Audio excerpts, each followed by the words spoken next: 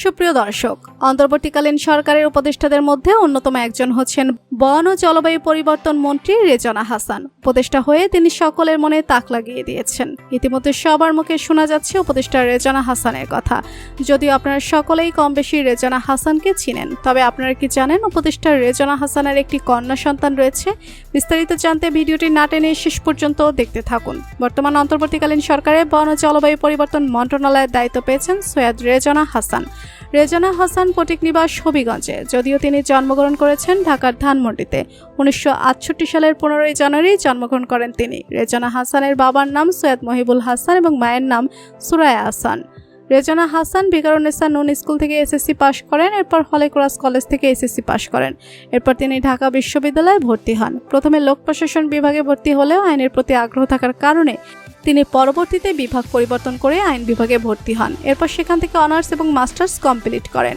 1993 সালে LLM সম্পূর্ণ করার পর তিনি বাংলাদেশের বাইরে বেশ কয়েকটি ফেলোশিপ কোর্স সম্পূর্ণ করেন। 2007 সালে তিনি যুক্তরাষ্ট্র থেকে আইজেন হাওয়ার ফেলোশিপ কোর্স সম্পন্ন করেন। শিক্ষাজীবন শেষ করে তিনি 1993 সালে জুলাই মাসে তিনি বাংলাদেশ পরিবেশ আইনজীবী সমিতি বেলাতে যোগ দেন। 1997 সালে বেলার প্রধান সংগঠক ও প্রধান মহিউদ্দিন ফারুক মৃত্যুবরণ করলে রেজওয়ানা হাসান বেলার প্রধান নির্বাহীর দায়িত্ব নেন। তিনি বেলার প্রধান নির্বাহী ছাড়াও ফেডারেশন অফ এনজিওস ইন বাংলাদেশের সহসভাপতি এবং এনজিও DRS এর সহসভাপতি। ব্যক্তিগত জীবনে রেজওয়ানা হাসান তার সহপাঠ আইনবিদ ও ব্যবসায়ী আবু বকর সিদ্দিকের সঙ্গে বিবাহ বন্ধনে আবদ্ধ হন। রেজওয়ানা হাসানের ঘরে 3 সন্তান রয়েছে। এই 3 সন্তানের মধ্যে তার মেয়ে বড়, তার মেয়ের নাম নেহলা সিদ্দিক এবং তার 2 ছেলে সন্তান রয়েছে। তাদের নাম জাবির ও জিদান। মা রেজওয়ানা হাসানকে অনেক ভালোবাসে তার সন্তানরা। তার মেয়ে নেহলা সিদ্দিক বর্তমানে পরিবেশ বিদ্যা নিয়ে PhD করছেন।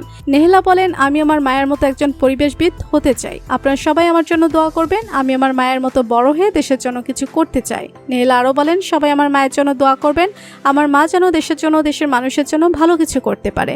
তো বন্ধুরা, অন্তর্বর্তীকালীন সরকারের উপদেষ্টা বন ও জলবায়ু পরিবর্তন মন্ত্রণালয়ের মন্ত্রী রেজওয়ানা হাসানকে আপনার কেমন লাগে জানিয়ে দিন কমেন্ট করে। আর ভিডিওটি ভালো লেগে থাকলে একটা লাইক দিয়ে চ্যানেলটি সাবস্ক্রাইব করুন। ধন্যবাদ।